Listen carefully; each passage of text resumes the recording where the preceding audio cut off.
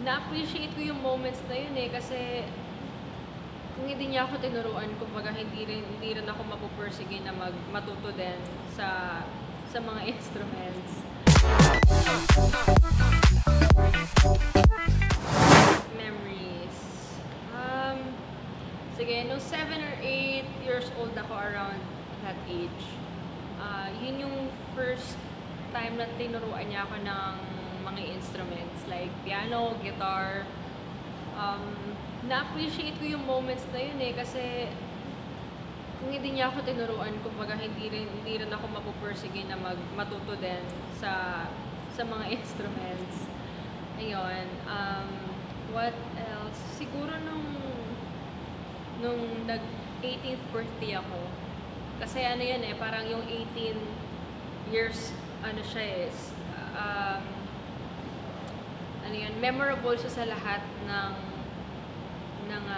girls, ng teenage, tama, 18, ng teenage girls. Parang ano siya, kumbaga parang debut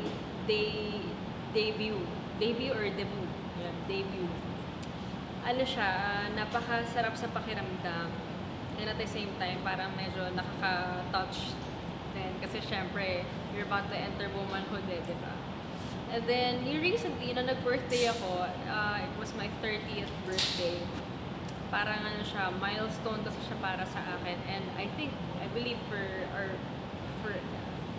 a lot of us, especially yung family ko, kasi medyo nagiging emotional nga sila, like, oh, 30 ka na, dalaga ka na, grabe, pwede ka nang, alam mo yun, like, meron ng introduction sa future life, and it's another milestone para sa akin nga, kasi syempre alam mo yun, sabi nga nila, life begins at 30, so mas maraming mga responsibilities, mas maraming mga awakenings in life, and mga endeavors na kailangang pagdaan.